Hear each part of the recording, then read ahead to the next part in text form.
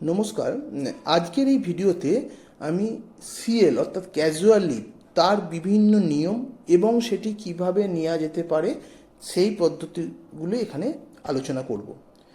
Casual leave কোনো ছুটি হিসাবে গণ্য করা হয় না। এটি এক বছরে জানুয়ারি থেকে ডিসেম্বর এই একটি বছরে 14 দিন এই ছুটি পাওয়া যায়। এটি কোনো ক্যারি ফরওয়ার্ড হয় না, অর্থাৎ তার পরের বছরে এই ছুটি কোনো অ্যাড হবে না এবং সেটা বছরের শেষে এটি শেষ হয়ে যাবে। এবং এই ছুটি একসাথে 7 দিনের বেশি অনুমোদন করা যায় না। যদি কোনো ক্ষেত্রে মাঝে কোনো হলিডে বা সানডে থাকে এবং মোট অনুপস্থিতি যদি 7 দিনের বেশি হয়ে যায় তাহলে কিন্তু এই ছুটি অনুমোদন হবে না। আচ্ছা, এবার আর একটা জিনিস হচ্ছে ক্যাজুয়াল লিভ কিন্তু কোনো ছুটির সঙ্গে মিলিয়ে নেওয়া যাবে না। অর্থাৎ কেউ হয়তো 5 দিন ইএল নিল, তারপরে তার মনে হলো আমি 2 দিন সিএল নেবো, কিন্তু সেই ছুটি কিন্তু ক্যাজুয়াল লিভ তার সঙ্গে মিলিয়ে নেওয়া যাবে না। হচ্ছে ছুটির মাঝে কেউ হয়তো মনে করুন সোমবার থেকে এই বুধবার থেকে কেউ পরের মঙ্গলবার পর্যন্ত সিএল নিতে চাইছে, সেক্ষেত্রে মাঝখানে সানডে বা হলিডে থাকলে সেটি কিন্তু বাদ দেওয়া যাবে এবং সেটি কিভাবে করতে হবে সেটি আমি এই ভিডিওর শেষে আমি দেখাবো।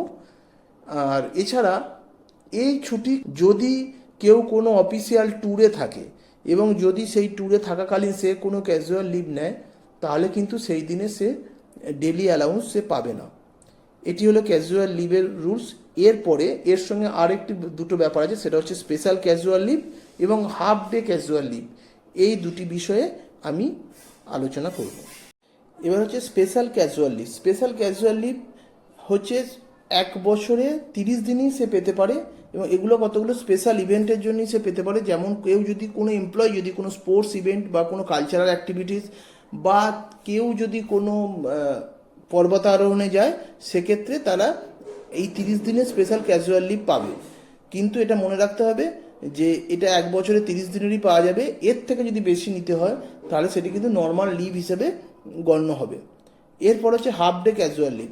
হাফ ডে ক্যাজুয়াল লিভ সে ফোরনুন এবং আফটারনুন যে কোনো একটা সেশনে পেতে পারে, কিন্তু এইখানে তখনই পাবে যদি কোনো দিন ফুল ডে ডিউটি না হয়, সেক্ষেত্রে কিন্তু কেউ কোনো হাফ ডে সিএল সে পাবে না।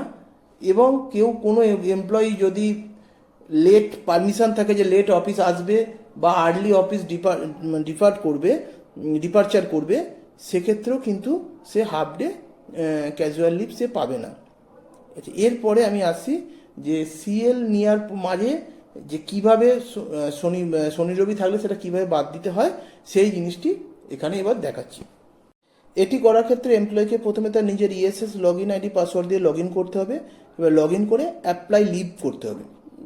যেমন সে লিভ অ্যাপ্লিকেশান করে সেইভাবে অ্যাপ্লাই লিভ করার পর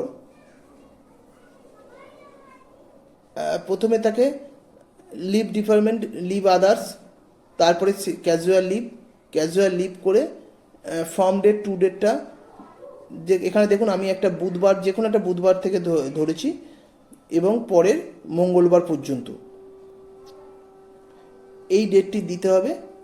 দেওয়ার পরে এখানে প্রেফিক্স সাফিক্স কিছু নেই এবং স্টেশন লিভ নো করেছি। এরপর রুলস তো আপনারা জানেন।